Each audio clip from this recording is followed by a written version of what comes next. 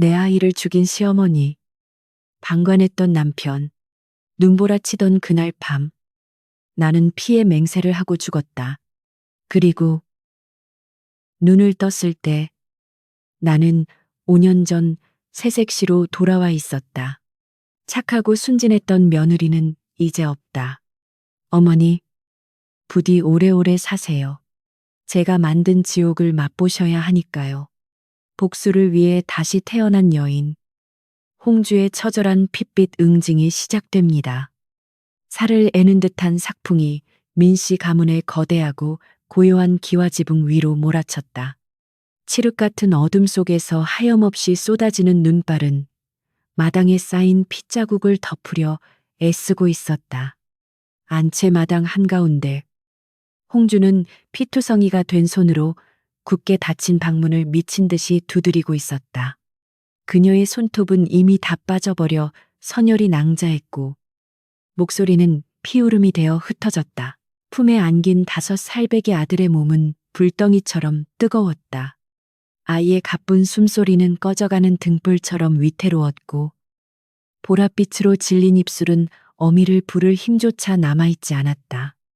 홍주는 차가운 돌바닥에 머리를 댔으며 애원했다. 어머님, 제발 문 좀 열어주십시오. 아이가 죽어갑니다. 의원을 불러주십시오. 제발. 그러나 방 안에서는 아무런 대답도 들려오지 않았다.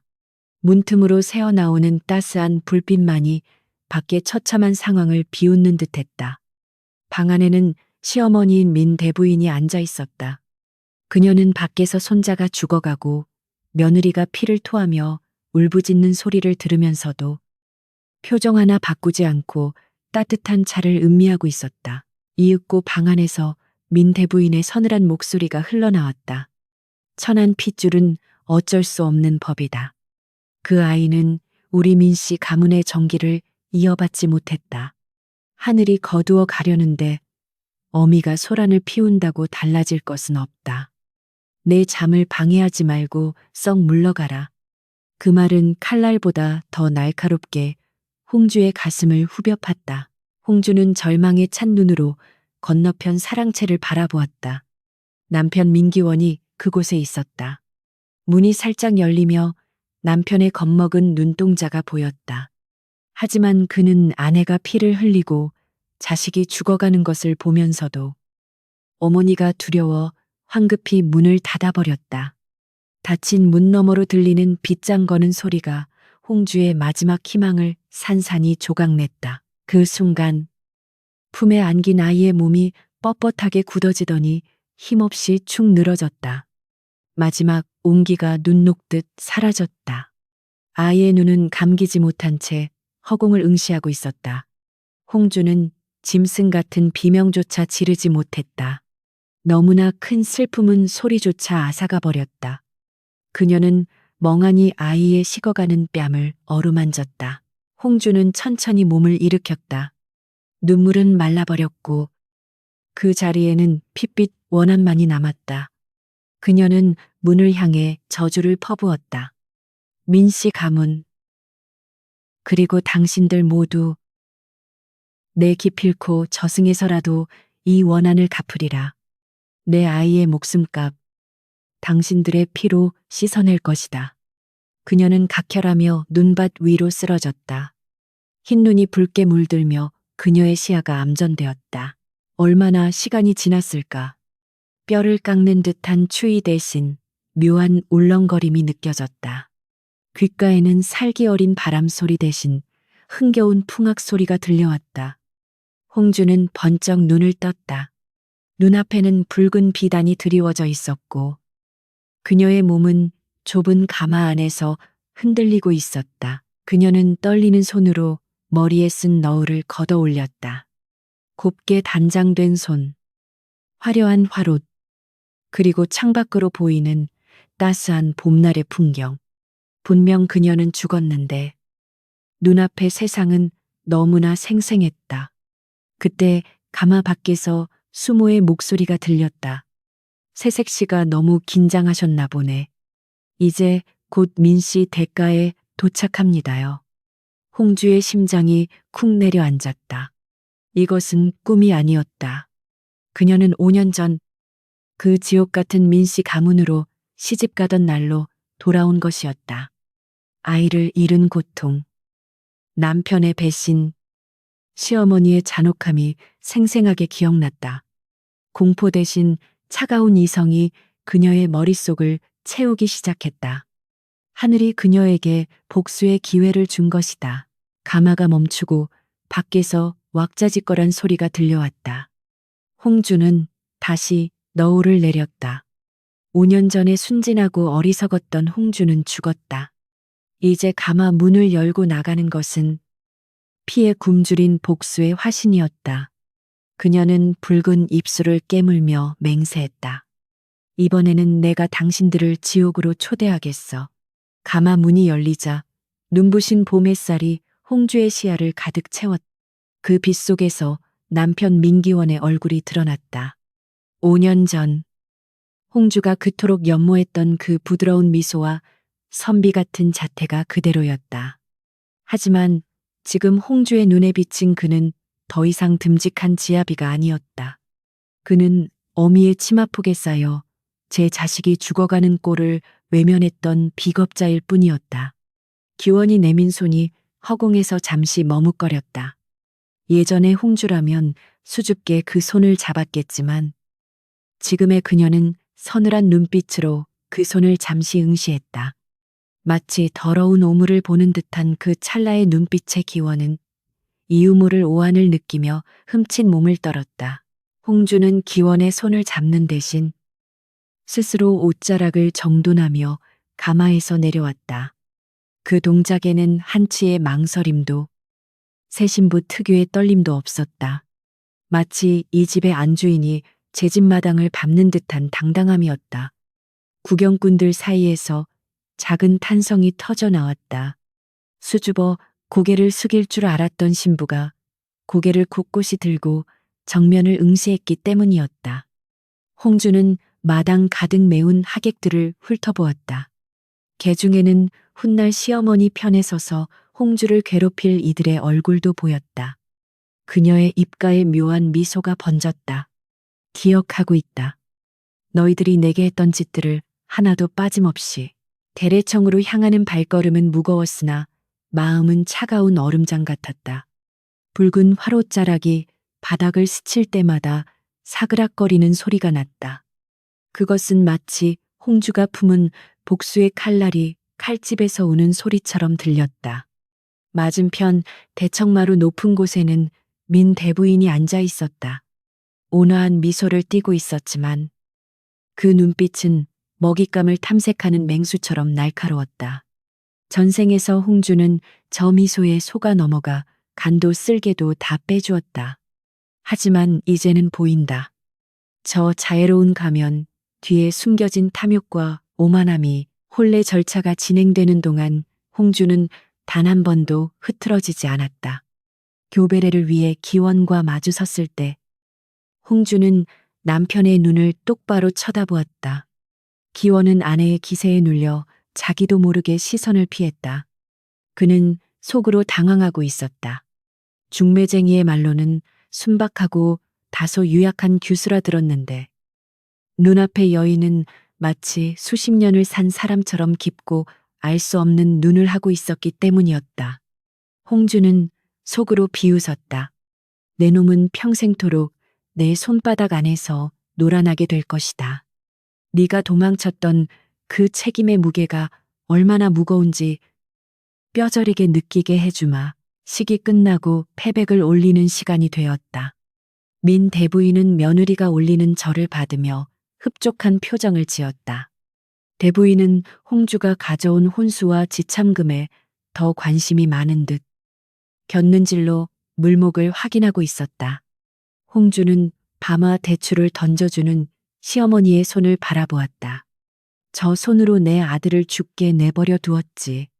홍주의 심장 속에서 뜨거운 불길이 치솟았지만 그녀는 짐짓 공손한 목소리로 입을 열었다.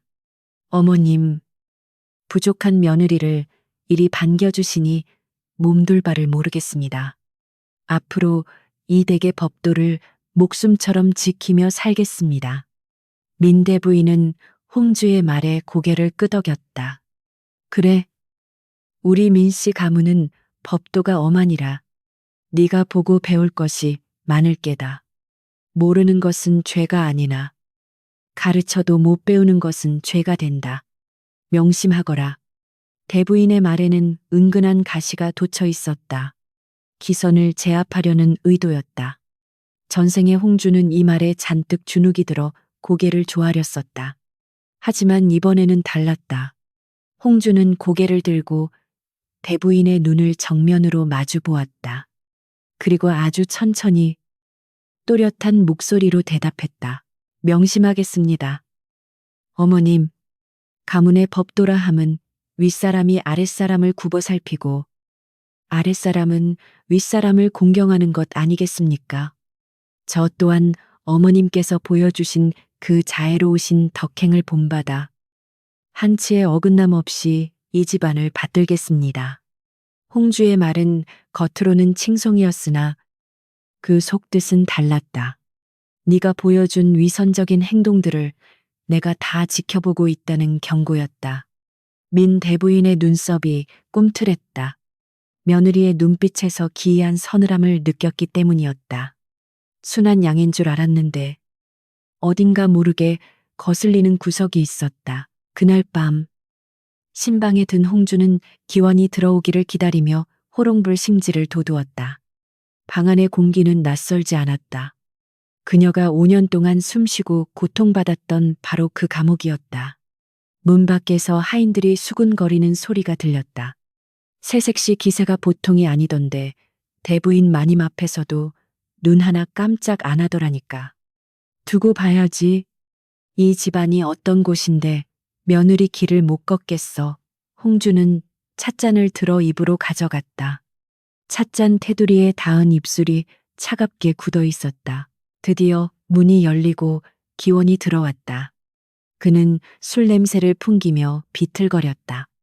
첫날 밤의 긴장감을 술로 달랜 모양이었다. 부인, 많이 기다리셨소. 기원이 다가와 홍주의 어깨에 손을 올리려 했다. 홍주는 살짝 몸을 들어 그 손길을 피했다. 허공에 멈춘 기원의 손이 무한해졌다. 서방님, 취하셨습니다.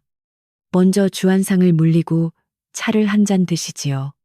홍주의 목소리는 단호했다. 그것은 아내의 권유가 아니라 명령에 가까웠다. 기원은 얼떨결에 홍주가 내미는 찻잔을 받아들었다. 촛불 아래 비친 홍주의 얼굴은 아름다웠지만 그 아름다움은 어딘가 비현실적이었다. 기원은 왠지 모를 압박감에 숨이 막혀왔다. 부인은 내가 생각했던 것과는 많이 다르구려. 기원이 중얼거렸다. 홍주는 기원의 눈을 바라보며 속삭였다. 사람은 누구나 변하는 법입니다. 서방님, 앞으로 저에 대해 많은 것을 알게 되실 겁니다. 그리고 서방님 또한 변하게 되시겠지요. 홍주는 창밖을 바라보았다. 어둠이 짙게 깔린 민씨 가문의 저택은 마치 거대한 짐승이 웅크리고 있는 듯했다. 이제 시작이다. 나는 내 발로 호랑이 굴에 들어왔다. 하지만 호랑이에게 물려가진 않을 것이다. 내가 바로 그 호랑이의 목을 물어뜯을 사냥꾼이 될 테니까. 홍주는 소매 속에 감춰둔 은비녀를 만지작거렸다. 차가운 금속의 감촉이 그녀의 뜨거운 복수심을 식혀주었다. 밤은 깊어가고 민씨 가문의 몰락을 위한 서막은 그렇게 조용히 올랐다. 민씨 가문의 아침은 서리빨 같은 기강으로 시작되었다. 아직 동이 트기도 전 홍주는 자리에서 일어났다. 옆자리에는 남편 민기원이 세상 모르고 코를 골며 자고 있었다. 홍주는 잠시 그를 내려다보았다. 전생에서는 남편이 깰까봐 숨소리조차 죽이며 조심스럽게 이불을 빠져나왔었다. 하지만 지금은 달랐다. 홍주는 거칠게 이불을 걷어찼다. 찬바람이 훅 끼치자 기원이 웅얼거리며 몸을 움츠렸다. 홍주는 싸늘한 눈빛으로 그 꼴을 일별하고는 곧장 세안을 하러 나갔다. 그녀의 발걸음 소리가 마루를 울렸다. 마치 잠든 이 집안의 질서를 깨뜨리는 파열음 같았다. 부엌으로 들어선 홍주는 하인들을 놀라게 했다. 안주인이, 그것도 갓 시집 온 새색시가 부엌에 나타나는 법은 없었다. 참모가 허둥지둥 달려왔다. 아기씨, 어인 일이십니까? 아직 기침하실 시간도 아닌데요. 홍주는 대답 대신 붓두막 위를 손가락으로 쓱 훑었다. 하얀 손가락 끝에 까만 그을음과 먼지가 묻어나왔다. 홍주는 그 손가락을 찬모의 눈앞에 들이밀었다. 이것이 민씨 가문의 법도인가? 시어머니의 조반상에 올라갈 그릇들이 이토록 불결해서야. 내 어찌 마음 놓고 문안을 드리겠는가? 찬모의 얼굴이 사색이 되었다. 홍주의 목소리는 높지 않았으나 그 위엄은 대부인 못지 않았다. 다시는 이런 일이 없도록 하라. 내 눈에 띄는 먼지 하나가 곧 너희들의 게으름을 증명하는 것이니.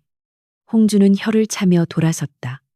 하인들 사이에서 순식간에 소문이 퍼져나갔다. 새아기 씨가 보통 내기가 아니라고.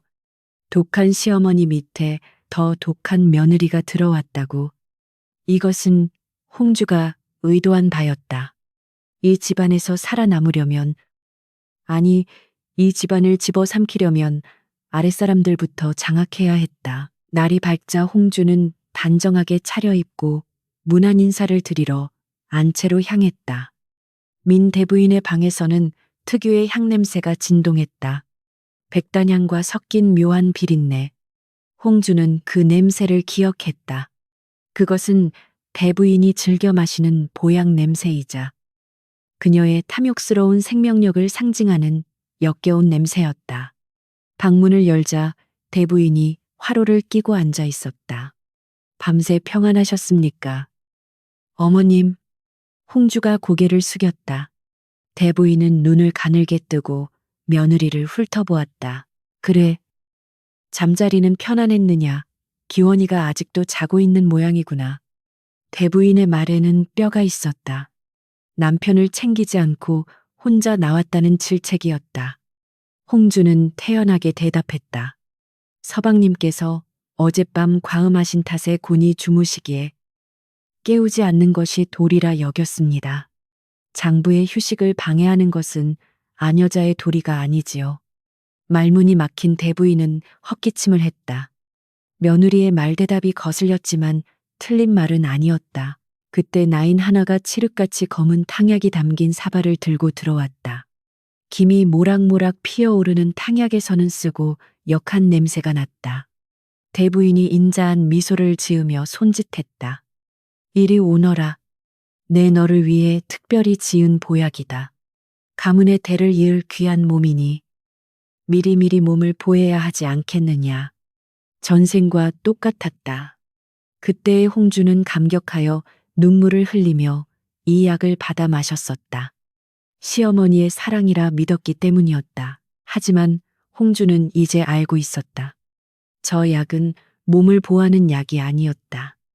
여자의 몸을 차갑게 식혀 아이가 들어서는 것을 막고 정신을 몽롱하게 하여 순종적인 인형으로 만드는 독약이었다. 전생에서 그녀가 5년 동안이나 회임하지 못했던 이유, 그리고 늘 무기력증에 시달렸던 이유가 바로 저 약 때문이었다. 대부인은 며느리가 아이를 낳아 입지를 굳히는 것을 원치 않았던 것이다. 자기 마음대로 휘두를 수 있을 때까지 홍주는 두 손으로 약사발을 받아들었다.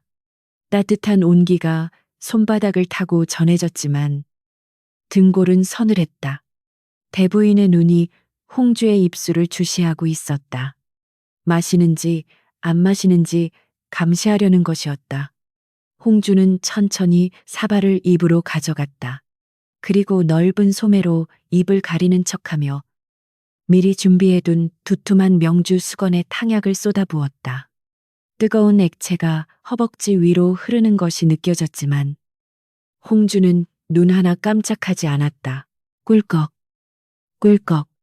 목울대를 움직이며 마시는 실ემ을 완벽하게 해냈다. 빈 사발을 내려놓으며 홍주는 입가에 묻은 척하며 소매로 입술을 닦았다. 어머님의 정성이 담겨서인지 쓴맛조차 달게 느껴집니다.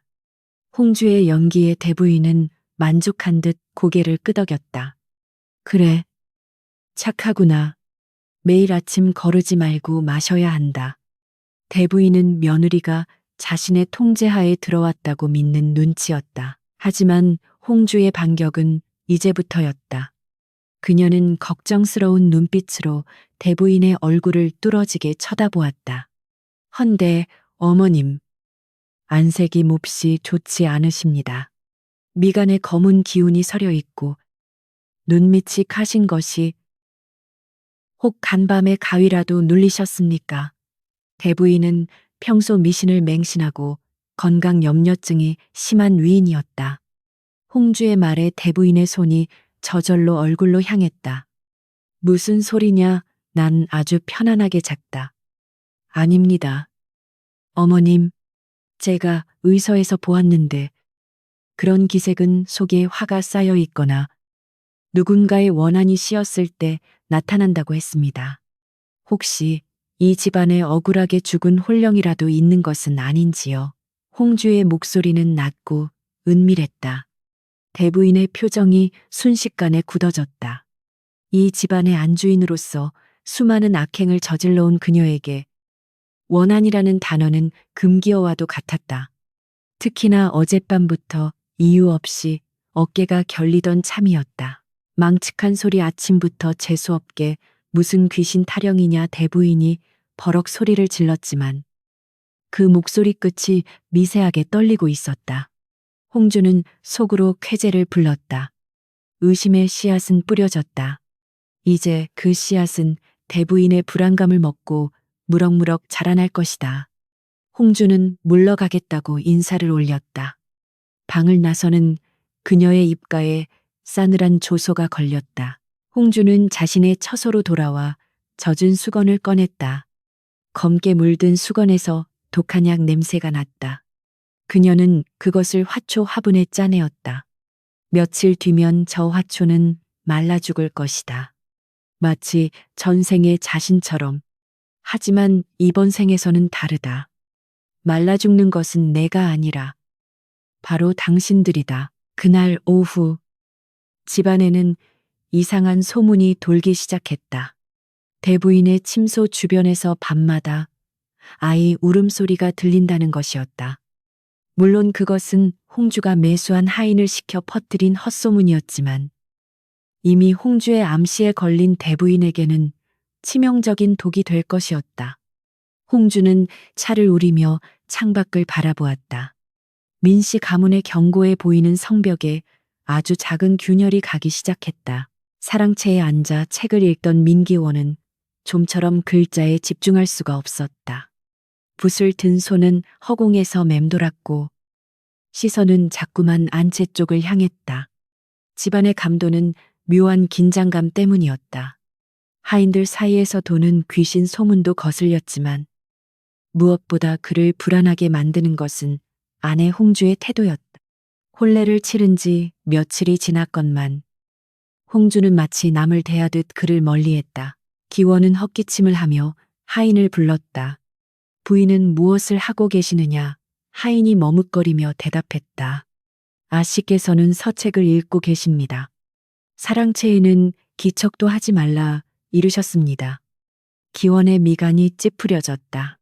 보통의 새색시라면 남편의 수발을 들기 위해 안달이 났을 터인데 홍주는 오히려 그를 투명 인간 취급하고 있었다. 자존심이 상한 기원은 자리를 박차고 일어났다. 안채로 들어서자 홍주가 창가에 앉아 술을 놓고 있었다. 햇살을 받은 그녀의 옆모습은 숨이 막힐 듯 아름다웠으나 그 주변에는 범접할 수 없는 차가운 기운이 감돌았다. 기원이 문을 거칠게 열고 들어왔음에도 홍주는 눈길 한 번 주지 않았다. 바늘이 천을 뚫고 지나가는 소리만이 방 안의 정적을 메울 뿐이었다. 부인, 내가 왔는데 인기척도 없소. 지아비를 이리 무시해도 되는 것이오. 기원이 참다 못해 소리쳤다. 그제야 홍주가 천천히 고개를 돌렸다. 그녀의 눈동자는 깊고 고요해서 기원은 순간 말문이 막혔다. 오셨습니까? 서방님, 독서에 방해가 될까 하여 기척을 죽이고 있었습니다. 이것이 어머님께서 가르쳐 주신 내조의 법도가 아니겠습니까? 홍주의 목소리는 나긋나긋했지만 그 속에는 가시가 돋쳐 있었다. 류어는 얼굴이 화끈거렸다. 어머니 핑계를 대니 반박할 말이 없었다. 어머니, 어머니. 부인은 입만 열면 어머니 타령이 구려. 우리 둘만의 시간에는 좀 더 다정할 수도 있지 않소. 기원이 투덜거렸다. 홍주는 바느질감을 내려놓고 기원을 똑바로 응시했다. 다정함이라. 서방님께서는 저에게 다정함을 원하십니까? 허면 여쭙겠습니다. 서방님은 이 집안의 가장이십니까? 아니면 아직도 어머님의 치마폭에 쌓인 어린 아이입니까? 홍주의 질문은 기원의 가장 아픈 곳을 찔렀다. 그는 평생 어머니의 그늘 아래서 살아왔다. 모든 결정은 어머니가 내렸고 그는 그저 따르기만 했다. 그것이 효도라 믿었지만 마음 한구석에는 늘 자격지심이 있었다. 기원의 얼굴이 불그락푸르락해졌다. 그게 무슨 당치 않은 소리요. 나는 엄연한 이 집안의 장자요. 홍주는 코웃음을 쳤다. 글쎄요. 하인들조차 이 집안의 주인은 대부인 마님이라 수근거립니다.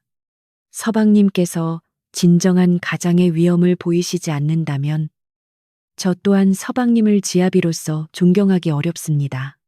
홍주의 도발은 치밀하게 계산된 것이었다. 전생의 기원은 유약했지만 자존심만은 센 사내였다. 그 자존심을 건드려야만 그가 어머니에게 반기를 들 수 있었다. 기원은 분을 참지 못하고 씩씩거리며 방을 나갔다. 홍주는 다시 바늘을 잡았다.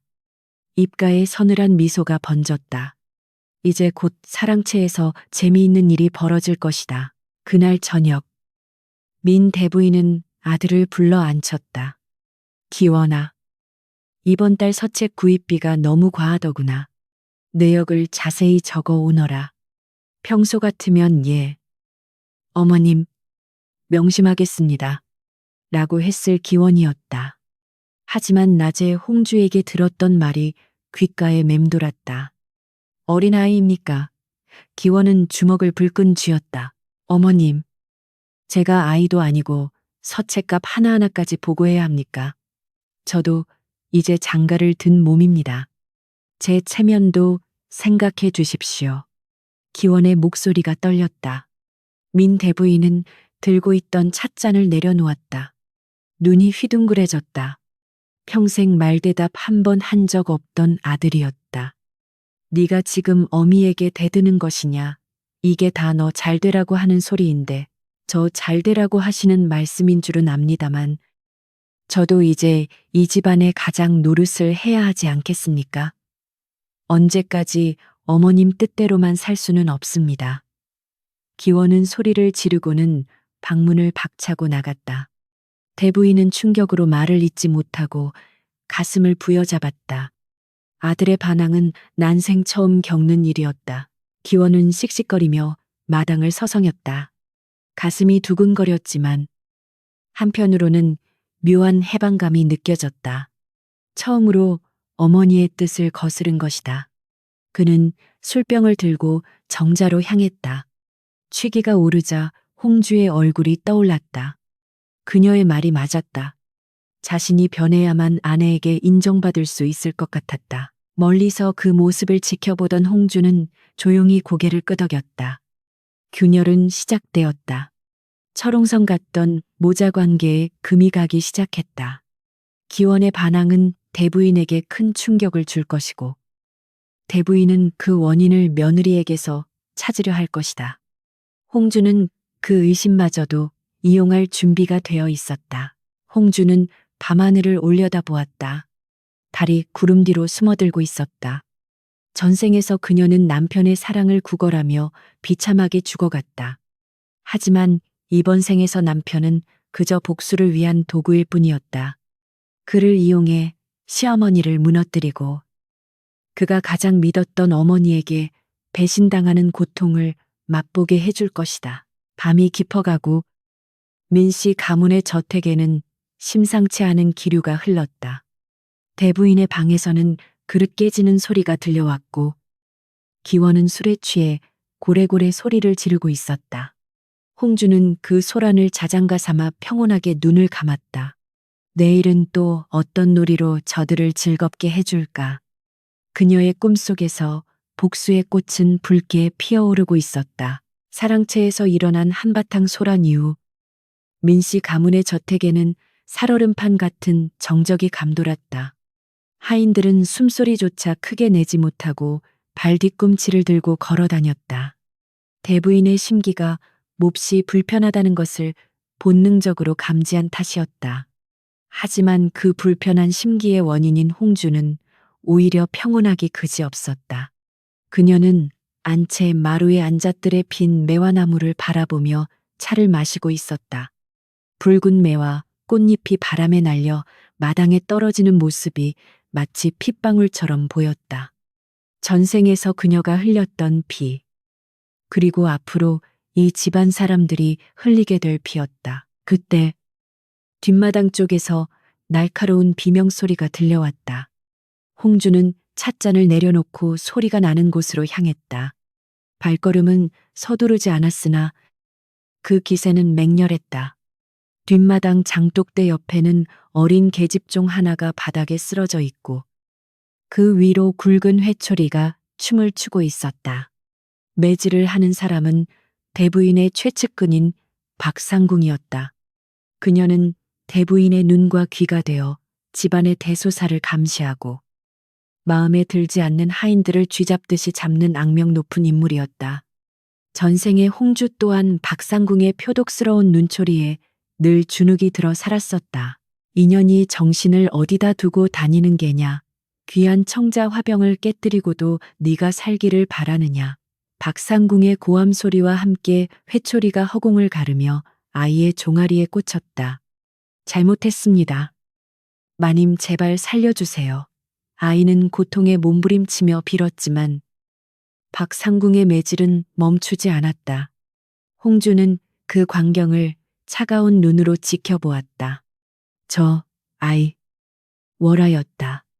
전생에서 홍주가 유일하게 마음을 터놓았던 아이. 하지만 홍주가 쫓겨날 위기에 처했을 때 홍주를 변호하려다 박상궁에게 매맞아 죽었던 가여운 아이였다. 홍주는 더 이상 지체하지 않고 앞으로 나섰다. 그만, 낮지만 위험 있는 목소리가 공기를 갈랐다. 박상궁은 매질을 멈추고 뒤를 돌아보았다. 홍주가 서늘한 눈빛으로 자신을 내려다보고 있었다. 박상궁은 콧방귀를 뀌었다. 갓 시집온 며느리 주제에 감히 시어머니의 측근인 자신에게 명령조라니 기가 찰 노릇이었다.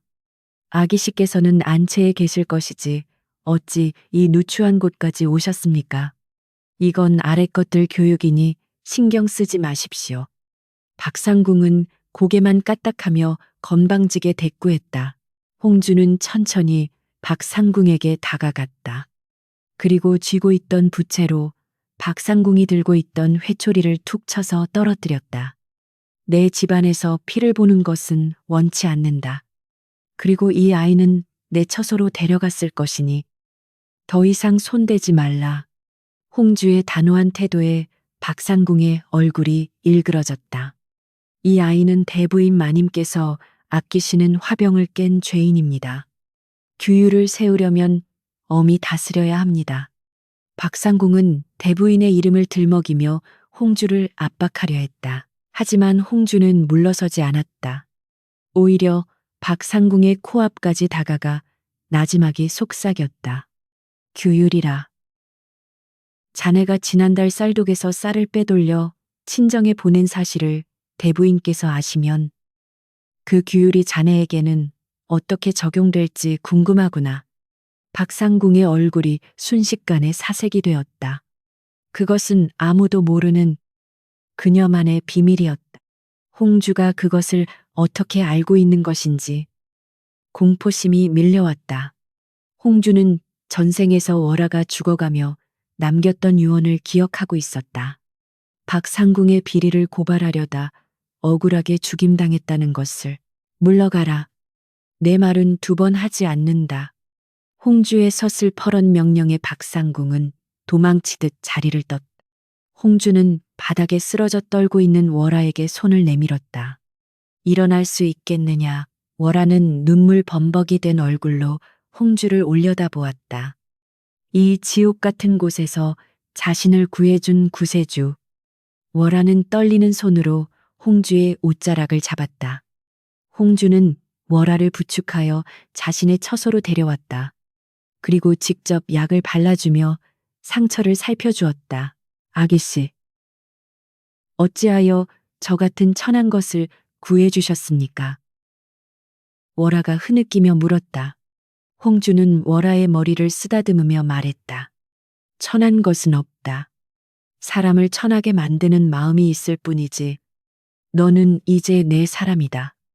누구도 너를 함부로 대하지 못하게 할 것이다. 그 말은 월하의 가슴 깊이 박혔다. 평생 주인에게 충성하리라 맹세하는 순간이었다. 홍주에게는 든든한 아군이, 아니 눈과 귀가 되어줄 충복이 생긴 셈이었다. 며칠 뒤 홍주는 월하를 통해 집안의 은밀한 비밀을 하나둘씩 수집하기 시작했다. 대부인이 밤마다 서쪽 별당을 향해 절을 올린다는 것. 그리고 그 별당은 10년 넘게 폐쇄되어 아무도 들어가지 못한다는 것이었다. 홍주는 직감했다. 그곳에 대부인의 약점이, 그리고 전생의 비극을 잉태한 씨앗이 숨겨져 있음을. 홍주는 그날 밤 모두가 잠든 틈을 타 서쪽 별당으로 향했다.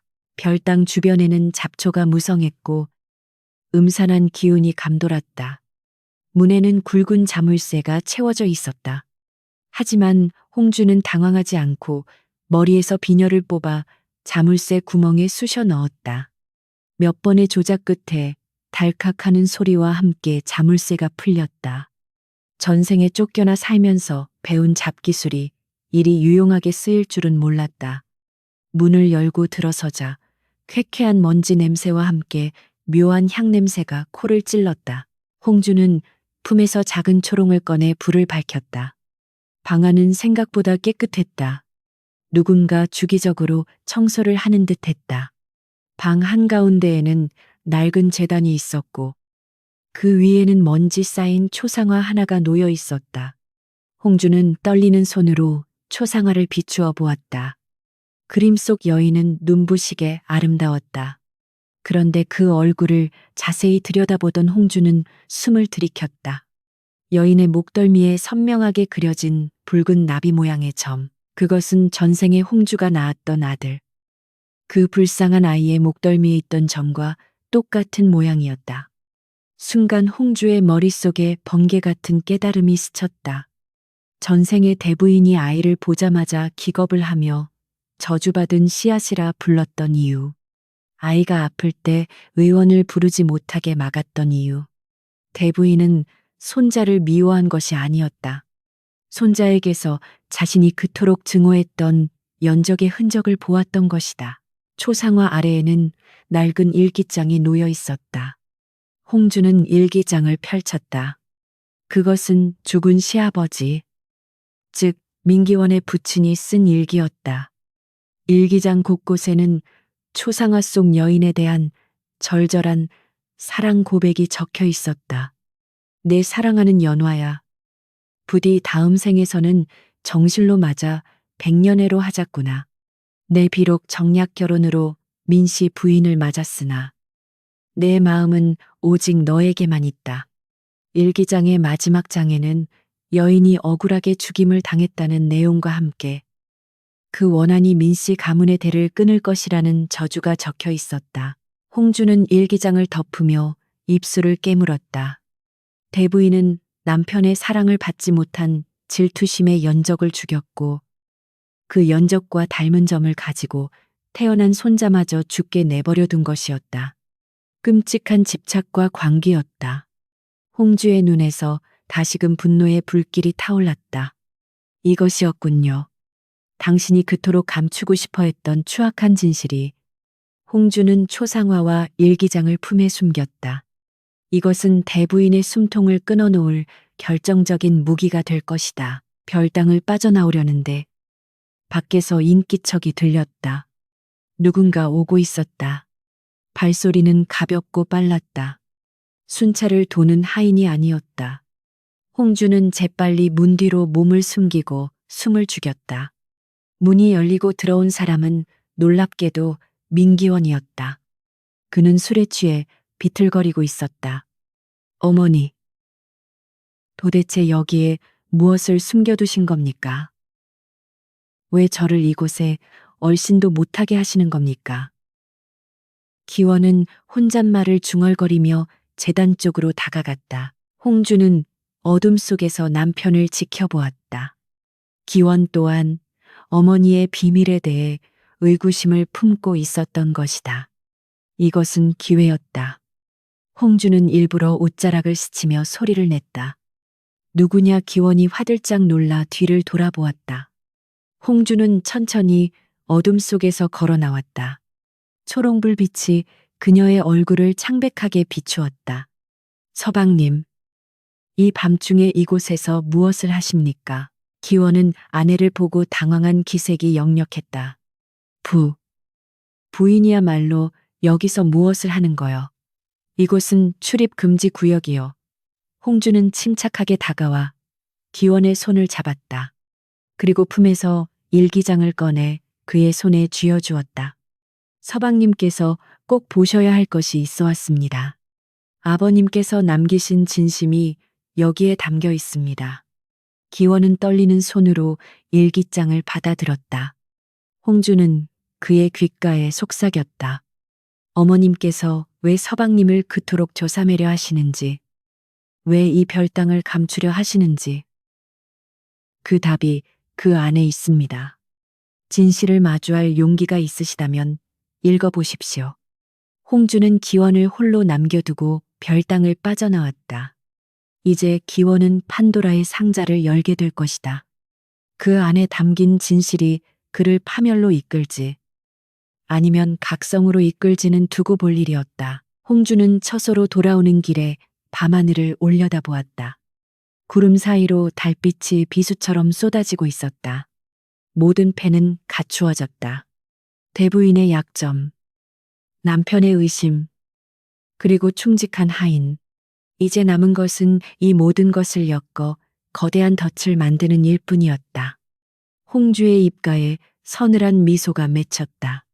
복수의 밤은 길고 그 끝에는 피의 축제가 기다리고 있을 것이다. 민 대부인은 초조한 기색으로 장부를 넘겼다. 화려한 비단옷과 값비싼 장신구, 그리고 고관대작 부인들에게 보낸 뇌물까지. 국가는 밑빠진 독처럼 비어가고 있었다. 겉으로는 위험 있는 명문가의 안주인이었으나 실상은 허울 좋은 빈 껍데기에 불과했다. 이대로 가다가는 곧 바닥이 드러날 판이었다. 대부인의 탐욕스러운 눈길이 자연스레 며느리 홍주의 처소를 향했다. 홍주가 친정에서 가져온 막대한 혼수와 지참금. 그것만 있다면 급한 불은 끌 수 있을 터였다. 대부인은 짐짓 근심 가득한 표정을 지으며 홍주를 불렀다. 홍주가 단아한 걸음걸이로 들어와 절을 올리자 대부인은 한숨을 푹 내쉬었다. 아가, 요즘 가문의 살림이 예전 같지 않구나. 흉년이 들어 소장료도 거치지 않고 관아에 나갈 세금은 늘어나니 걱정이 태산이다. 대부인은 곁눈질로 홍주의 표정을 살폈다. 홍주는 속으로 코웃음을 쳤다. 흉년이라니. 민씨 가문의 논밭은 올해 풍년이었다. 그저 대부인의 사치와 도박빚이 늘어난 탓임을 홍주는 이미 첩자들을 통해 훤히 알고 있었다. 하지만 그녀는 놀란 토끼 눈을 하며 걱정스러운 척 연기했다. 어머님, 어찌 그런 큰일이 있었습니까? 제가 안채 살림에 어두워 미처 헤아리지 못했습니다. 송구합니다. 대부인은 기회다 싶어 은근슬쩍 본론을 꺼냈다. 그래서 말인데 네가 가져온 혼수 중에 은자 일부를 좀 융통해 줄 수 없겠느냐. 가문의 위기가 지나가면 내 곧 갚으마. 며느리로서 시댁의 어려움을 외면하지 않으리라 믿는다. 대부인의 목소리는 달콤했으나 그 눈빛은 먹잇감을 노리는 독사의 그것과 같았다. 홍주는 잠시 망설이는 척하다가 결심한 듯 고개를 들었다. 어머님, 가문의 일인데 어찌 남처럼 꾼다고 하십니까? 제 재물은 곧 서방님의 것이고 이 집안의 것입니다. 기꺼이 내놓겠습니다. 대부인의 얼굴에 화색이 돌았다. 생각보다 너무 쉽게 풀려 의심할 겨를조차 없었다. 그저 눈앞에 재물에 눈이 멀어 있었다. 다음 날 사랑채의 대청마루에는 문중의 장로들과 친척들이 모여 앉았다. 민기원도 한쪽에 자리를 잡고 앉아 있었으나 그의 안색은 창백했다. 어젯밤 읽은 아버지의 일기장 내용이 머릿속을 떠나지 않아 밤새 한숨도 못 잔 탓이었다. 그는 어머니를 힐끔 쳐다보았다. 인자하게 웃고 있는 저 얼굴 뒤에 살인자의 얼굴이 숨어 있다는 사실에 구역질이 올라왔다. 홍주가 하인들을 시켜 묵직한 괴짝 2개를 대청마루 한가운데에 내려놓았다. 괴짝 뚜껑이 열리자 은은한 광채가 뿜어져 나왔다. 은계와 금부치들이 가득했다. 장로들의 입에서 탄성이 터져 나왔다. 세 사람이 들어오더니 집안의 복덩이가 굴러들어왔구만. 칭찬 소리에 대부인은 어깨를 으쓱하며 거만하게 부채질을 했다.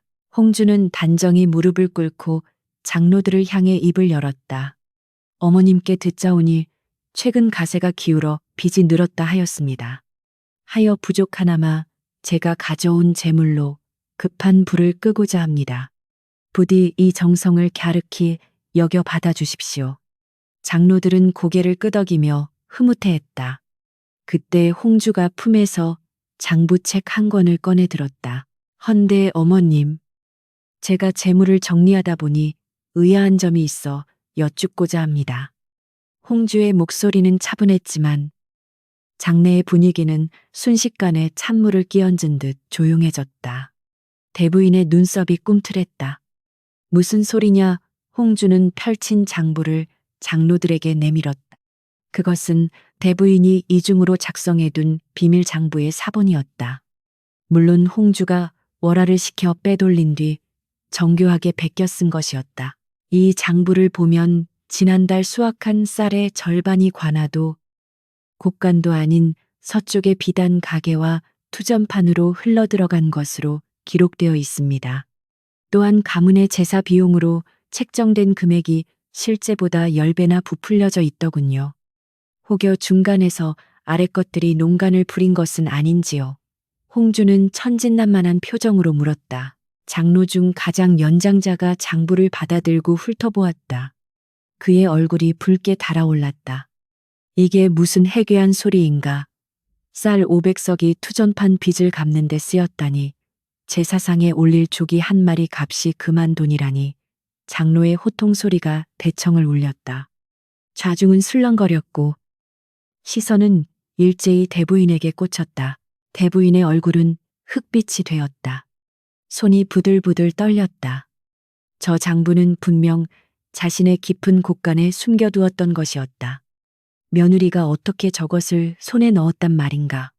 변명하려 입을 열었지만 목소리가 나오지 않았다. 모든 증거가 너무나 명백했다. 홍주는 걱정스러운 표정으로 대부인을 바라보며 옴기를 박았다. 어머님, 안색이 창백하십니다. 혹 아랫사람들이 어머님의 인장을 도용하여 이런 짓을 벌인 것입니까? 세상에 감히 주인의 눈을 속이고 가문의 재산을 탕진하다니 엄히 다스려야 할 것입니다. 홍주는 대부인에게 빠져나갈 구멍을 주는 척하면서 실은 그녀가 무능해서 아랫사람 단속을 못했거나 아니면 본인이 직접 저지른 일임을 인정하게 만들었다. 어느 쪽이든 대부인의 권위는 바닥에 떨어질 수밖에 없었다. 기원은 이 광경을 멍하니 지켜보았다. 어머니가 가문의 재산을 사치와 도박으로 탕진했다는 사실은 아버지의 일기장만큼이나 충격적이었다. 그는 어머니를 향한 혐오감이 걷잡을 수 없이 커지는 것을 느꼈다. 어머님, 이것이 사실입니까? 기원의 물음에 대부인은 아무 대답도 하지 못하고 입술만 깨물었다. 장로들은 혀를 찼다. 민 대부인이 살림을 잘 꾸리는 줄 알았더니 뒤로는 딴 주머니를 차고 있었구만. 가문의 망신일세. 망신이야. 비난의 화살이 쏟아졌다. 대부인은 수치심에 고개를 들 수 없었다.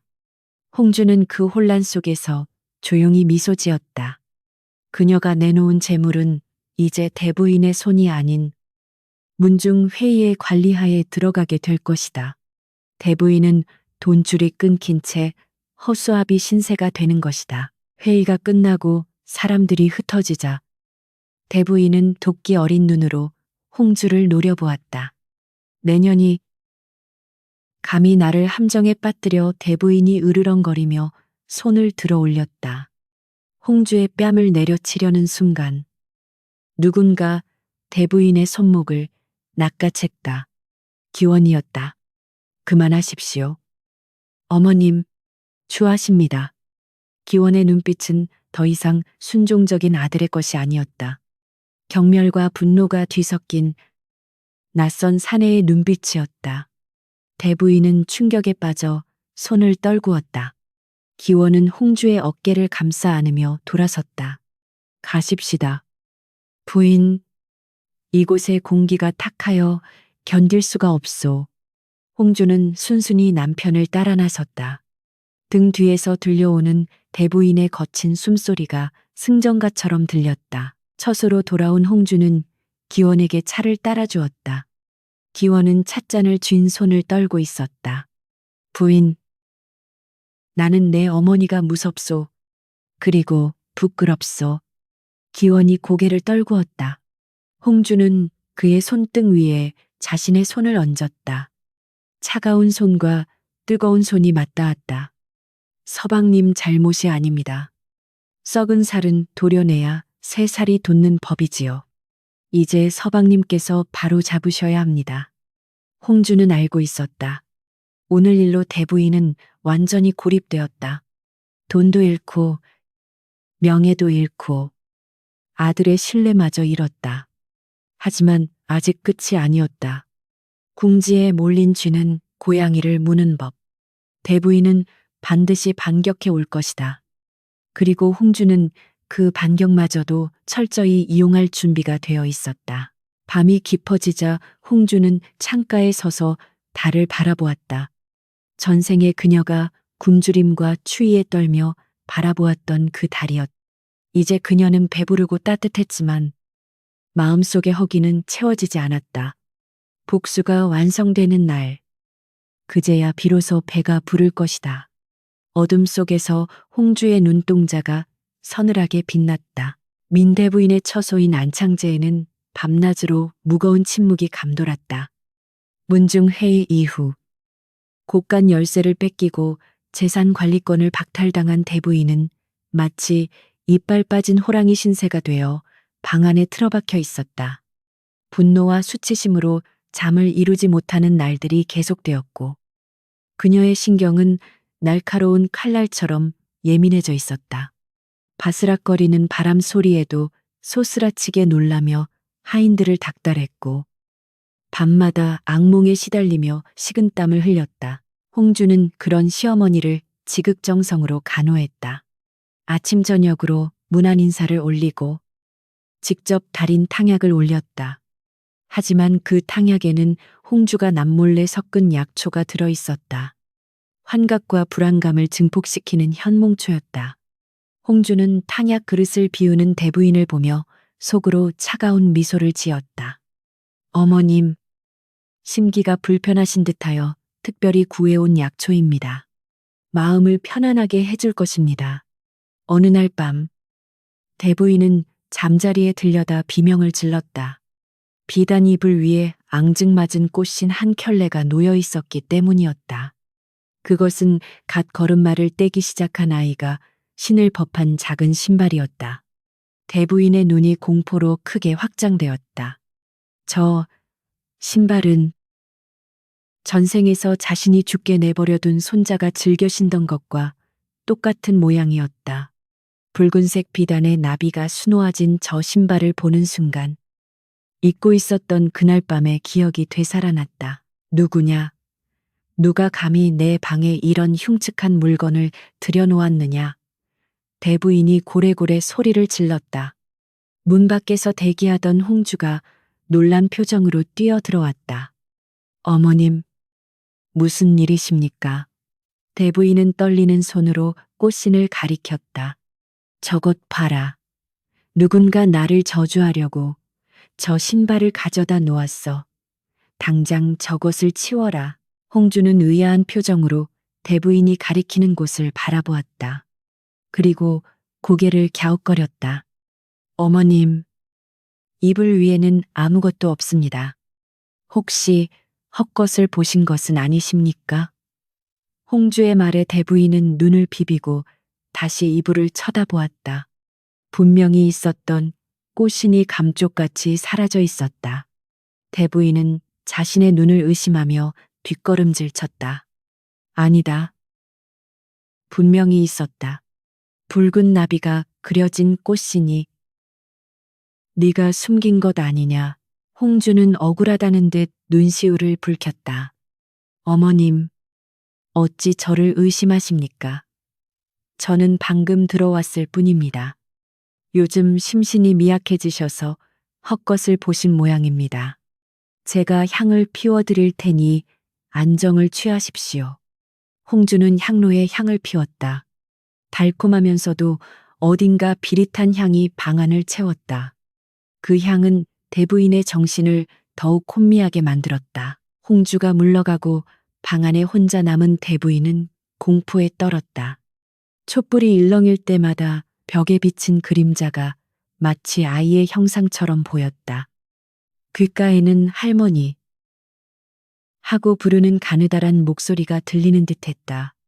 그것은 환청이었지만 대부인에게는 너무나 생생한 현실이었다. 그녀는 귀를 막고 이불을 뒤집었었지만 아이의 울음소리는 멈추지 않고 귓속을 파고들었다. 다음 날 민기원이 어머니를 찾아왔다. 대부인은 아들을 보자마자 붙잡고 하소연했다. 기원아, 이 집안에 귀신이 있다. 밤마다 아이 울음소리가 들리고 내 방에 이상한 물건들이 나타난다. 며느리년이 꾸민 짓이 분명하다. 대부인의 몰골은 말이 아니었다. 헝클어진 머리에 탄 눈. 며칠 새심년은 늙어 보였다. 기원은 어머니의 말을 믿지 않았다. 오히려 혀를 찼다. 어머님, 제발 그만 좀 하십시오. 부인은 어머님을 위해 밤낮으로 기도하고 약을 다리고 있습니다. 어찌 그런 사람을 의심하십니까? 기원은 어머니가 죄책감 때문에 미쳐가고 있다고 생각했다. 아버지의 일기장에서 보았던 그 붉은 나비점을 가진 아이에 대한 저주가 어머니를 괴롭히는 것이라 여겼다. 네 처가 나를 독살하려 한다. 저 향 냄새도 수상해 대부인이 악을 썼지만 기원은 냉정하게 돌아섰다. 어머님, 마음의 병은 의원도 고치지 못합니다. 스스로 지은 죄를 참회하십시오. 기원이 나가버리자 대부인은 바닥에 주저앉아 통곡했다. 아무도 자신의 말을 믿어주지 않는 고립감. 그것이 홍주가 노린 진정한 복수였다. 그날 밤 홍주는 다시 대부인의 방을 찾았다. 이번에는 손에 작은 딸랑이를 들고 있었다.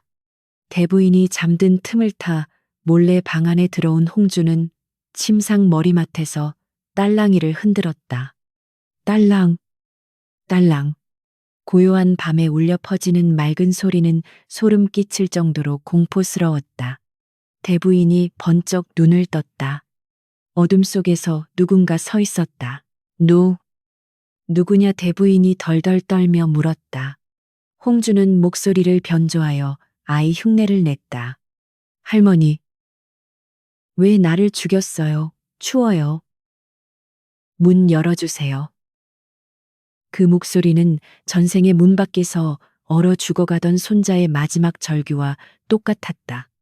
대부인은 비명을 지르며 촛대를 집어던졌다. 오지마, 저리가, 내가 죽인 게 아니야. 촛대가 바닥에 떨어지며 요란한 소리를 냈다. 홍주는 재빨리 딸랑이를 품에 숨기고 걱정스러운 얼굴로 연기 톤을 바꿨다. 어머님 또 악몽을 꾸셨습니까? 불을 켜고 달려온 홍주를 보며 대부인은 넋이 나간 사람처럼 중얼거렸다. 아이가 여기 있었어. 나를 죽이러 왔어. 홍주는 대부인을 품에 안고 등을 토닥였다. 어머님, 진정하십시오. 이 방에는 저와 어머님뿐입니다. 혹시 예전에 잃어버린 손주가 생각나서 그러시는 겁니까? 홍주의 말에 대부인은 몸을 딱딱하게 굳혔다. 며느리가 그 아이의 존재를 알 리가 없었다. 그런데 어떻게 알고 있는 것인가? 공포가 뼛속까지 스며들었다. 네가 어떻게? 대부인이 말을 잇지 못했다.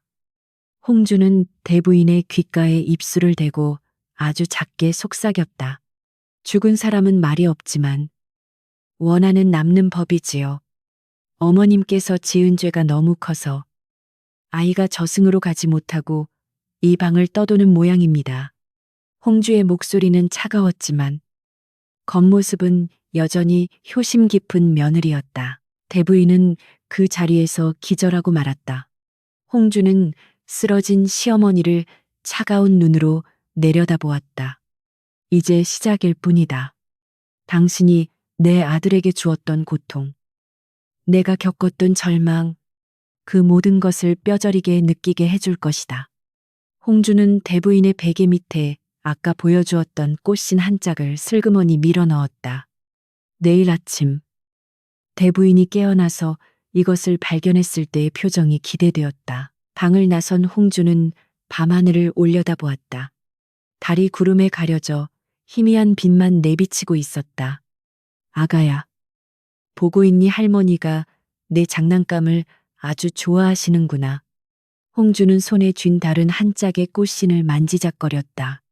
그녀의 그림자가 달빛 아래 길게 늘어지며 마치 춤을 추는 악귀처럼 일렁였다.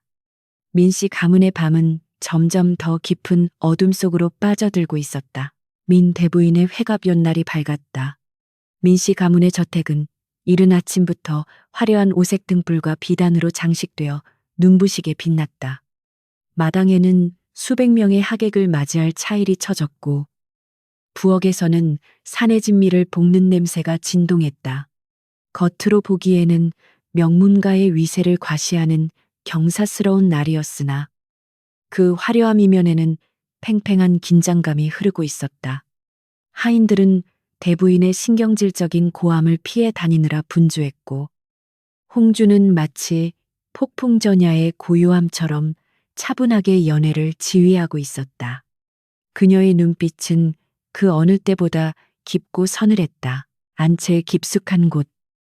민 대부인은 거울 앞에 앉아 자신의 얼굴을 들여다보고 있었다. 며칠간의 불면과 공포로 인해 눈 밑은 검게 죽어 있었고 피부는 푸석했다. 그녀는 두꺼운 분칠로 그 초췌함을 가리려 애썼으나 떨리는 손끝은 숨길 수가 없었다. 오늘이 바로 결전의 날이었다. 대부인은 품속에 미리 준비해둔 비단 주머니를 만지작거렸다. 그 안에는 홍주를 모함하여 내쫓을 결정적인 증거, 즉 저주 인형이 들어있었다. 사람들이 모두 모인 자리에서 이것을 공개하여 며느리가 시어머니를 저주하여 미치게 만들려 했다고 폭로할 작정이었다. 내년이 감히 나를 능멸해 오늘이야말로 내 가면을 벗겨주마. 대부인은 붉은 입술을 비틀어 웃었다. 그녀의 눈에는 광기가 서려 있었다. 자신이 겪은 모든 공포와 수모를 오늘 단숨에 갚아주리라 다짐하며 화려한 당의를 걸쳤다. 그러나 그녀는 몰랐다. 자신이 파놓은 함정이 실은 홍주가 유도한 거대한 무덤의 입구라는 것을. 대부인이 비틀거리는 걸음으로 방문을 나서자 화려하게 차려입은 홍주가 다소곳이 기다리고 있었다. 어머님, 만수무강하시옵소서. 오늘 주인공이시니 부디 평안한 마음으로 즐기시지요. 홍주의 인사는 더할 나위 없이 공손했다. 연회장은 하객들로 가득 찼다. 고관대작들과 문중의 어르신들이 앞다투어 대부인에게 술잔을 올리며 장수를 기원했다. 풍악 소리가 울려 퍼지고 기생들의 춤사위가 어우러져 흥겨운 분위기가 무르익었다. 하지만 민기원만은 그 자리가 가시방석인 듯 연신 술만 들이켰다. 그는 어머니의 화려한 모습 뒤에 감춰진 추악한 진실을 알고 있었기에 축하 인사조차 입 밖으로 꺼내기 힘들었다. 홍주는 남편의 곁을 지키며 묵묵히 술을 따랐다. 그녀의 시선은 간간히 대부인을 향했고 그때마다 미묘한 웃음이 스치고 지나갔다. 연애가 절정에 달했을 무렵 대부인이 자리에서 일어났다. 그녀는 비틀거리며 단상 앞으로 나아가 손을 들어 풍악을 멈추게 했다. 좌중이 조용해지자 대부인의 떨리는 목소리가 울려 퍼졌다. 여러분, 오늘 이 기쁜 날에 제가 부끄러운 고백을 하나 해야겠습니다. 하객들은 의아한 표정으로 서로를 쳐다보았다. 대부인은 홍주를 향해 손가락질을 하며 소리쳤다. 저 며느리년이 내 집에 들어온 뒤로 밤마다 나를 저주하고 내 방에 흉측한 물건들을 들여놓아 나를 미치게 만들려 했습니다. 장내가 술렁거렸다. 대부인은 품에서 비단 주머니를 꺼내 바닥에 내던졌다. 주머니가 열리며 바늘이 꽂힌 지푸라기 인형이 굴러나왔다. 보십시오. 이것이 제 침소 베개 밑에서 나온 것입니다. 며느리가 시어머니를 죽이려고 구슬하고 저주를 퍼부었습니다. 대부인의 절규는 처절했다.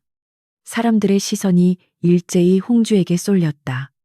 경멸과 의심의 눈초리들이 화살처럼 날아들었다. 보통의 여인이라면 당황하여 무릎을 꿇고 빌었을 것이다. 하지만 홍주는 당황하지 않았다. 오히려 슬픔이 가득한 눈으로 대부인을 바라보며 눈물을 글썽였다. 그녀는 천천히 대부인에게 다가가 무릎을 꿇었다. 어머님, 기어이 병세가 여기까지 악화되신 것입니까? 저 인형은 어머님께서 어젯밤 헛것을 보시며 직접 만드신 것이 아닙니까? 홍주의 목소리는 너무나 애절하고 진실되어 보여 사람들의 마음을 순식간에 흔들었다. 제가 그리도 말리었건만 밤마다 죽은 손자가 보인다 하시며 스스로를 해하시더니 이제는 며느리까지 알아보지 못하십니까? 홍주는 소매로 눈물을 닦으며 하객들을 향해 호소했다. 어르신들, 용서하십시오. 시어머니께서 최근 심신이 미약해지시어 헛것을 보시고 망상에 시달리고 계십니다. 제가 불민하여 병환을 깊게 만들었으니 이 모든 것이 제 탓입니다. 하객들의 수근거림이 바뀌기 시작했다. 저런, 대부인이 노망이 들었나 보네. 며느리가 불쌍해서 어쩌나. 대부인은 기가 막혀 말문이 막혔다. 자신이 준비한 증거가 자신의 미친 짓으로 둔갑해버린 것이다. 이 요망한 년 내가 거짓말을 하는구나. 대부인이 달려들려 하자 홍주가 차분하게 맞대응했다. 어머님께서 제 말을 믿지 못하시니 제가 증인을 모셔왔습니다. 어머님의 병을 고치기 위해 한양에서 용하다는 명의를 모셨습니다. 홍주가 손짓하자 연회장 입구에서 한 노인이 걸어 들어왔다. 허름한 의복을 입었으나 눈빛만은 형형한 노인. 대부인은 그 노인의 얼굴을 보자마자 사색이 되어 자리에 주저앉았다. 그는 평범한 의원이 아니었다. 5년 전 홍주의 아들이 죽어가던 그날 밤 대부인의 사주를 받고 왕진을 거부했던 바로 그 의원, 김 의원이었다. 대부인은 그에게 거액을 쥐어주며 멀리 떠나라고 했었다. 그런데 그가 왜 여기에 있단 말인가? 죽은 줄 알았던 과거의 망령이 살아서 돌아온 것이다. 김 의원은 홍주에게 정중히 인사를 올린 뒤 대부인을 뚫어지게 쳐다보았다. 대부인 마님, 오랜만입니다. 소인 마님의 병환이 깊다는 소식을 듣고 급히 달려왔습니다. 김 의원의 목소리는 낮고 굵었다. 대부인은 공포에 질려 뒷걸음질 쳤다. 저놈을 내쫓아라. 저놈은 의원이 아니다. 사기꾼이다.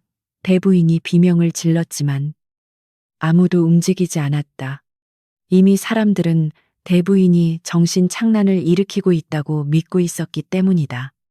홍주는 걱정스러운 표정으로 김 의원에게 물었다. 의원님, 어머님의 증세가 어떻습니까?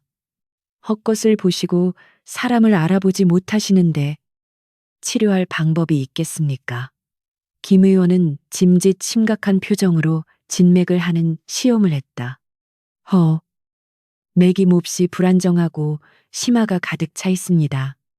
이는 과거에 지은 큰 죄책감이 마음을 갉아먹거나 억울하게 죽은 원혼이 씌었을 때 나타나는 증상입니다. 김 의원의 진단은 연회장에 폭탄을 던진 것과 같았다.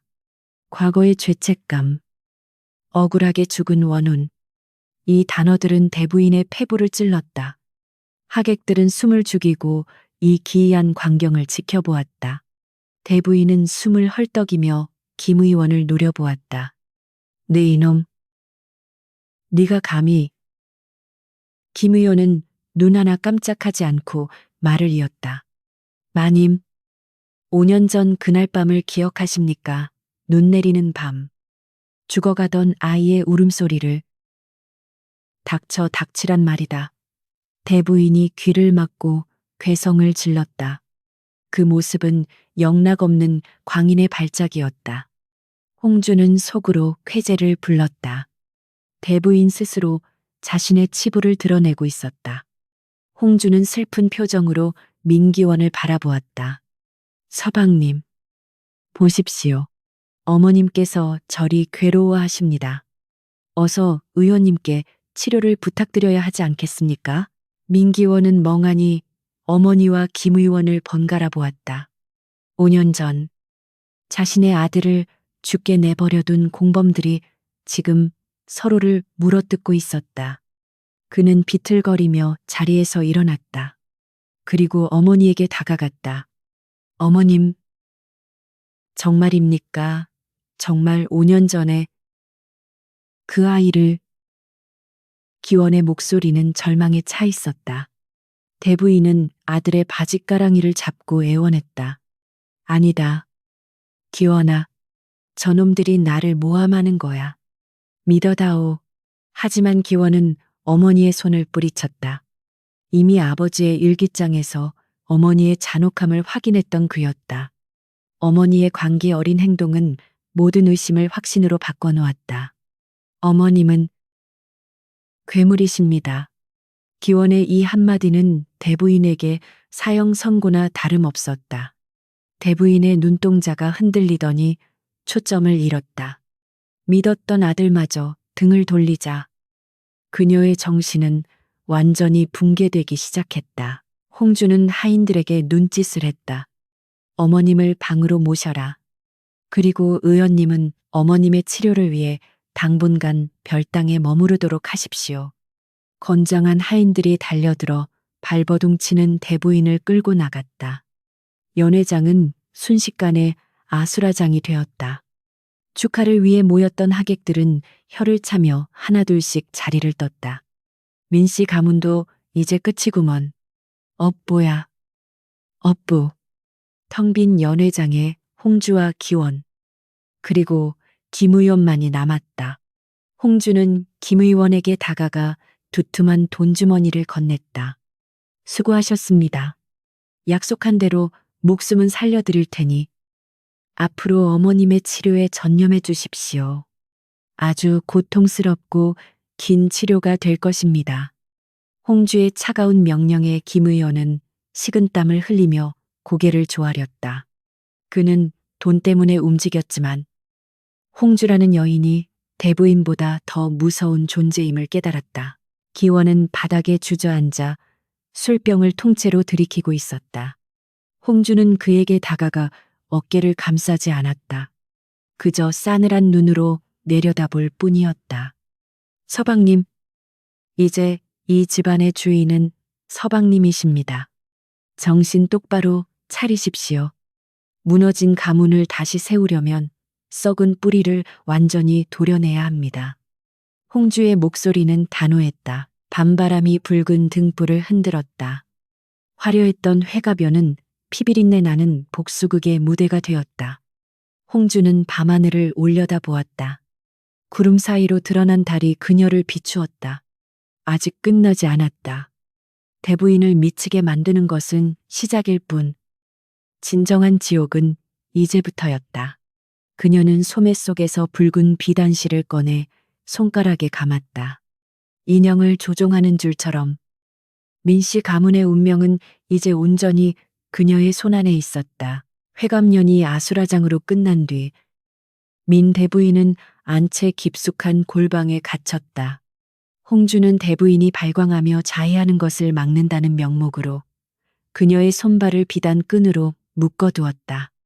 방 안에는 창문이 모두 닫혀 있었고 오직 홍주가 피워놓은 향로에서 매캐한 연기만이 피어올랐다. 그 연기는 사람의 정신을 혼미하게 만드는 환각향이었다.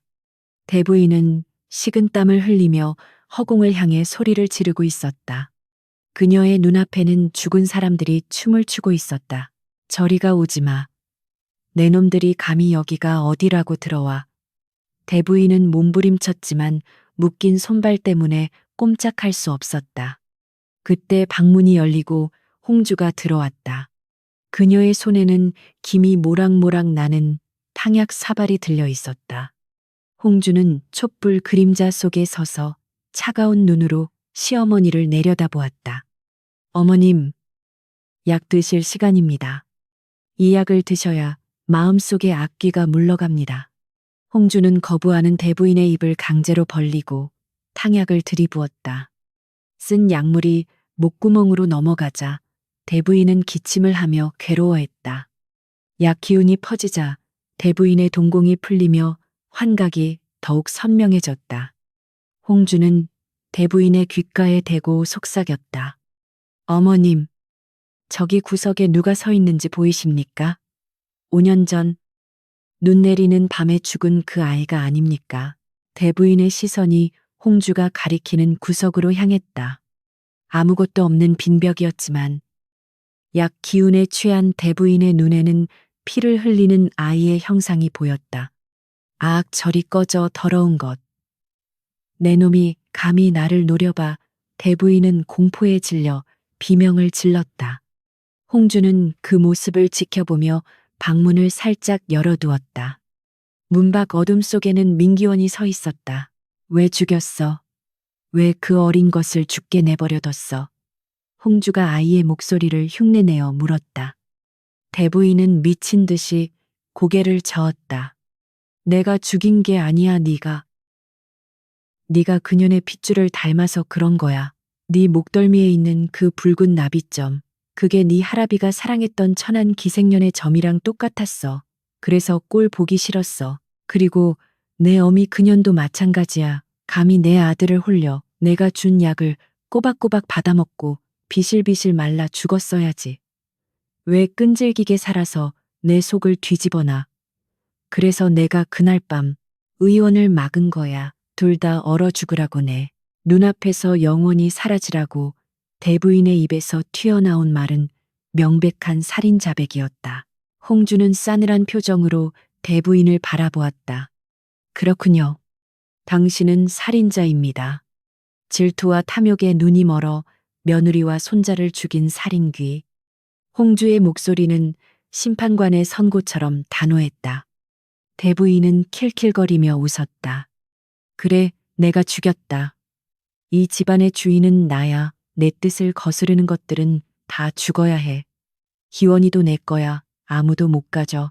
그 순간 방문이 벌컥 열리고 민기원이 뛰어들어왔다. 그는 짐승처럼 울부짖으며 어머니에게 달려들었다. 어머니 어떻게 그러실 수가 있습니까? 제 처자식을 제 손으로 죽이셨단 말입니까?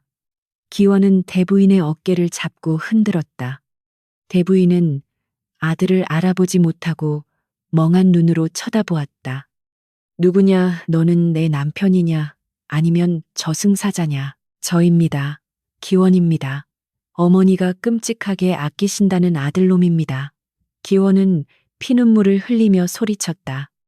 그제야 대부인의 눈에 초점이 돌아왔다. 기원아, 우리 아들. 애미가 다 널 위해서 그런 거야. 그 천한 것들이 너를 망치려 해서 내가 치워준 거야. 대부인은 피 묻은 손을 뻗어 아들의 얼굴을 만지려 했다. 기원은 소름이 끼쳐 어머니의 손을 거칠게 쳐냈다. 만지지 마십시오. 그 손에 묻은 피가 보이지 않습니까? 당신은 내 어머니가 아닙니다. 악마입니다. 기원은 뒷걸음질 쳤다. 평생을 하늘처럼 모셨던 어머니가 실은 자신의 인생을 망친 원흉이었다는 사실에 기원의 세상은 산산조각이 났다. 그는 바닥에 주저앉아 오열했다. 홍주는 그 처참한 광경을 무표정하게 지켜보았다. 전생의 복수는 완성되었다. 대부인은 자신이 가장 집착했던 권력과 명예, 그리고 아들의 사랑까지 모든 것을 잃었다. 홍주는 천천히 기원에게 다가가 그의 어깨에 손을 얹었다. 서방님, 이제 결단을 내리셔야 합니다. 이 사실이 밖으로 새어나가면 가문은 멸문지화를 면치 못할 것입니다. 기원은 멍하니 홍주를 올려다보았다. 그의 눈빛은 텅 비어 있었다. 부인, 내가 어찌하면 좋겠소. 홍주는 단호하게 말했다. 어머님은 심신미약으로 인한 광증이 깊어지셨습니다. 더 이상 바깥 출입을 하게 두어서는 안 됩니다. 가문의 명예를 위해, 그리고 죽은 아이의 넋을 위로하기 위해 어머님을 영원히 이 별땅에 격리해야 합니다. 그것은 사실상 감금이자 유폐였다. 하지만 기원은 고개를 끄덕일 수밖에 없었다. 어머니를 관아에 고발하여 살인죄로 처형당하게 할 수는 없는 노릇이었다. 그것이 남은 자식된 마지막 도리이자 가문을 지키기 위한 유일한 방법이었다. 그리 합시다. 부인 뜻대로 하시오. 기원은 힘없이 대답하고 비틀거리며 방을 나갔다. 방 안에 홀로 남겨진 대부인은 상황 파악을 하지 못한 채 계속해서 헛소리를 중얼거렸다. 기원아, 가지 마라. 애미가 맛있는 거 줄게. 가지 마. 홍주는 대부인을 싸늘하게 내려다보며 말했다. 당신은 이제 죽은 사람입니다. 살아있되 죽은 자. 이 방이 당신의 무덤이 될 것입니다. 홍주는 촛불을 하나만 남겨두고 모두 껐다. 방 안은 순식간에 어두워졌고 대부인의 공포에 질린 숨소리만 들려왔다. 홍주는 뒤도 돌아보지 않고 방을 나섰다. 밖에서 문을 잠그는 둔탁한 소리가 대부인의 심장을 옥죄었다. 문 열어, 이거 풀어줘. 내가 대부인이야. 문 열라고. 안채 마당으로 나온 홍주는 깊은 숨을 들이마셨다. 밤 공기가 상쾌했다. 하늘에는 별이 총총히 박혀 있었다. 전생의 원한이 씻겨 내려가는 듯했다. 하지만 그녀의 가슴 한구석은 여전히 시렸다. 복수는 달콤했지만 죽은 아이는 돌아오지 않는다. 그녀는 옷깃을 여미며 자신의 처소로 향했다. 이제 마지막 정리가 남았다. 다음 날 아침 홍주는 하인들을 모두 모아놓고 선포했다. 대부인 마님께서 광증이 심해져 요양을 위해 별당에 머무시기로 했다. 앞으로 별당 출입을 언금하며 마님의 상태에 대해 밖에서 떠드는 자는 혀를 자를 것이다. 하인들은 공포에 떨며 머리를 조아렸다. 민씨 가문의 실권이 홍주에게로 완전히 넘어오는 순간이었다. 소문은 빠르게 퍼져나갔다. 민 대부인이 미쳐서 며느리를 죽이려다 별당에 갇혔다는 소문이었다. 사람들은 인과응보라며 수군거렸다. 화려했던 민씨 가문의 명성은 바닥에 떨어졌지만 홍주는 개의치 않았다. 그녀는 무너진 폐허 위에서 새로운 질서를 세울 것이었다. 오직 자신만을 위한 철의 규율을. 그날 오후 홍주는 별당 창문 틈으로 대부인을 들여다보았다. 대부인은 구석에 웅크리고 앉아 허공에 대고 빌고 있었다. 살려주세요. 잘못했어요. 그 모습은 처량하기 그지없었으나 홍주의 눈에는 동정심이 잃지 않았다. 부디 오래오래 사십시오. 어머님, 고통 속에서 말라가는 것이 어떤 것인지 뼈저리게 느끼면서 말입니다. 홍주는 발길을 돌렸다. 정원에는 붉은 모란이 흐드러지게 피어 있었다. 마치 홍주의 승리를 축하하는 듯했다. 그녀는 꽃 한 송이를 꺾어 들었다. 붉은 꽃물이 손가락에 배어 나왔다. 이제 정말 끝이 보인다. 남은 것은 이 지독한 연극의 막을 내리는 일뿐이었다. 세월은 유수와 같이 흘러 어느덧 3년이라는 시간이 지났다. 민씨 가문의 저택은 예전의 북적거림을 잃고 고요함에 잠겨 있었다. 한때 한양 바닥을 호령하던 권세는 꺾였으나 집안의 기강은 그 어느 때보다 서리빨 같았다. 그 중심에는 안주인 홍주가 있었다. 그녀는 가문의 모든 실권을 쥐고 철저하게 집안을 다스렸다. 하인들은 그녀의 그림자만 보아도 머리를 조아렸고 문중의 어른들조차 그녀의 눈치를 살폈다. 안채 뒤편 잡초가 무성하게 자란 별당은 귀신의 집이라 불리며 사람들의 발길이 끊긴 지 오래였다. 그곳에는 한때 천하를 호령했던 민 대부인이 갇혀 있었다. 굳게 닫힌 문틈 사이로 가끔씩 짐승의 울음소리 같은 괴성이 새어 나올 뿐이었다. 홍주는 매달 초하루와 보름이면 어김없이 별당을 찾았다. 그것은 시어머니에 대한 효심이 아니라 복수의 완성을 확인하기 위한 의식과도 같았다. 자물쇠를 열고 들어선 방 안은 악취로 진동했다. 구석에 웅크리고 있는 노파는 뼈만 앙상하게 남아 흡사 해골과 같았다. 헝클어진 백발 사이로 보이는 눈동자는 초점을 잃고 탁하게 흐려져 있었다. 그녀는 인기척을 느끼자 화들짝 놀라며 뒷걸음질 쳤다. 오지 마. 때리지 마. 밥 줘. 대부인은 홍주를 알아보지 못한 채 바들바들 떨었다. 과거의 위험은 온데간데 없고 본능만이 남은 짐승의 모습이었다. 홍주는 차가운 눈으로 그 몰골을 내려다보았다. 어머님, 접니다. 며느리 홍주가 왔습니다.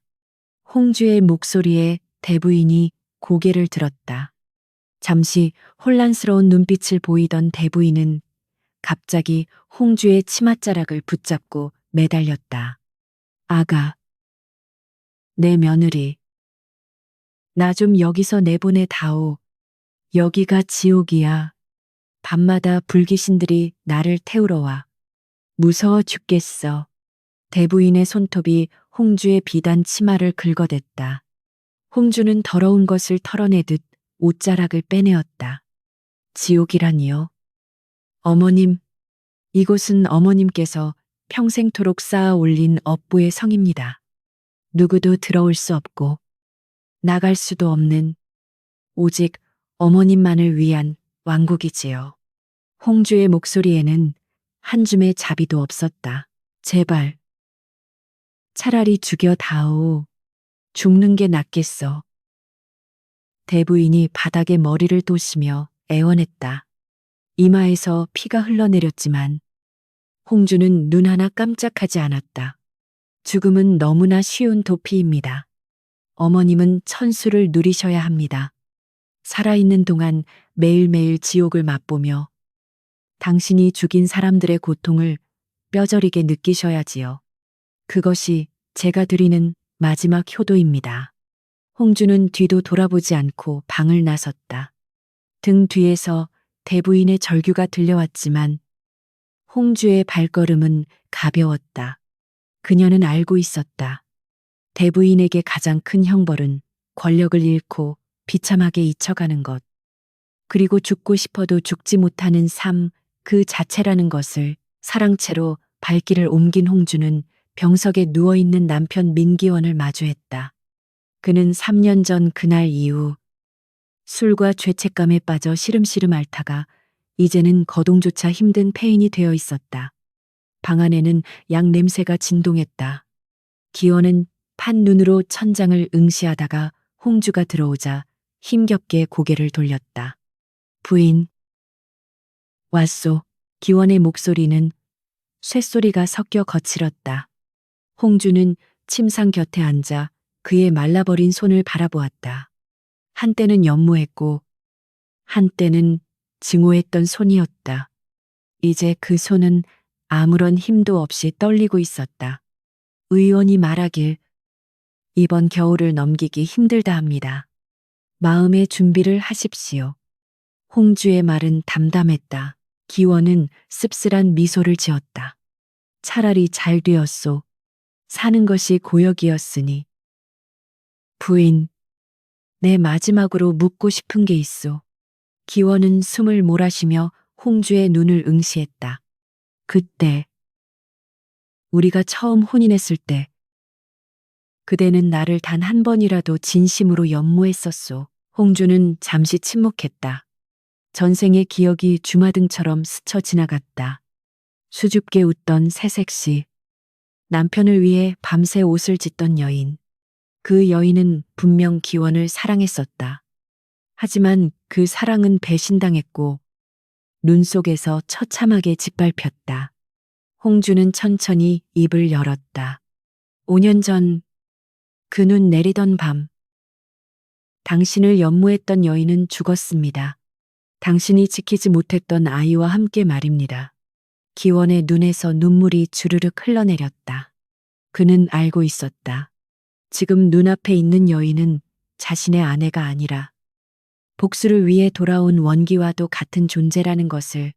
하지만 그는 원망할 수 없었다. 모든 것은 자신의 비겁함이 자초한 일이었으므로. 미안하오. 정말 미안하오. 다음 생이 있다면 그때는 부디 나 같은 놈 만나지 말고. 기원은 말을 잇지 못하고 흐느꼈다. 그날 밤 민기원은 숨을 거두었다. 그의 죽음은 조용했고 가문 사람들은 오히려 안도하는 분위기였다. 대부인은 미치고 외아들은 요절했으니 민씨 가문의 대는 사실상 끊긴 셈이었다. 하지만 홍주는 흔들리지 않았다. 그녀는 양자를 들여 가문의 대를 잇게 했으나 그 아이는 철저하게 홍주의 꼭두각시로 키워질 것이었다. 민씨 가문의 이름은 남겠지만 그 주인은 더 이상 민씨가 아니었다. 장례를 치르고 난 뒤 홍주는 홀로 뒷산에 올랐다. 사람들의 눈을 피해 마련해둔 작은 무덤이 그곳에 있었다. 전생에 잃어버린 아들의 가묘였다. 홍주는 무덤 앞에 앉아 미리 준비해온 꽃신한 켤레와 붉은 모란꽃을 내려놓았다. 봄바람이 불어와 그녀의 머리카락을 흩날렸다. 아가야, 이제 다 끝났어. 홍주는 무덤을 쓰다듬으며 속삭였다. 네 할머니는 평생 감옥에 갇혀 죗값을 치를 것이고 네 아버지는 뒤늦은 후회를 안고 떠났다. 너를 아프게 했던 사람들은 모두 벌을 받았단다. 홍주의 눈에서 참았던 눈물이 한 방울 뚝 떨어졌다. 복수는 성공했지만 가슴 한구석에 뚫린 구멍은 메워지지 않았다. 하지만 그녀는 더 이상 울지 않았다. 전생의 홍주는 눈물로 세월을 보냈지만 현생의 홍주는 눈물을 삼키고 앞으로 나아가야 했다. 그녀는 품에서 낡은 일기장을 꺼냈다. 시아버지가 남겼던 모든 비극의 시작이 되었던 그 일기장이었다. 홍주는 부싯돌을 쳐서 일기장에 불을 붙였다. 불길이 종이를 집어삼키며 타올랐다. 과거의 원한도, 슬픔도 이제 이 불꽃과 함께 사라지기를. 재가 되어 날아가는 종이 조각들을 바라보며 홍주는 비로소 긴 숨을 토해냈다. 그녀를 가자매고 있던 복수의 사슬이 끊어지는 순간이었다. 그녀는 자리에서 일어났다. 저 멀리 산 아래로 민씨 가문의 저택이 보였다. 이제 저곳은 그녀의 성이자 그녀가 지켜내야 할 터전이었다. 홍주는 하늘을 올려다 보았다. 먹구름이 걷히고 눈부신 햇살이 쏟아져 내렸다. 겨울이 가고 봄이 오고 있었다. 언 땅을 뚫고 피어난 이름 모를 들꽃들이 바람에 흔들리며 그녀에게 손짓하는 듯했다. 홍주는 입가에 옅은 미소를 머금었다. 그것은 복수의 희열이 아닌 삶을 향한 의지의 미소였다. 이제 나를 위해 살 것이다. 누구의 아내도 며느리도 아닌 오롯이 나. 홍주로서 그녀는 꽃신을 신고 사뿐히 발걸음을 옮겼다. 붉은 치맛자락이 바람에 펄럭였다. 그 모습은 마치 불길 속에서 다시 태어난 불사조처럼 고귀하고 아름다웠다. 눈 덮인 산길을 내려가는 그녀의 뒤로 따스한 봄 햇살이 긴 길을 비추고 있었다. 긴 악몽은 끝났고 새로운 하루가 시작되고 있었다. 인과응보. 악인들은 그들이 만든 지옥에 갇혔고 홍주는 비로소 웃을 수 있었습니다. 억울한 죽음 끝에 찾아온 통쾌한 사이다 복수. 어떠셨나요? 홍주의 새로운 삶을 응원하신다면 구독과 좋아요 부탁드립니다. 다음에도 가슴 뚫리는 이야기로 찾아오겠습니다.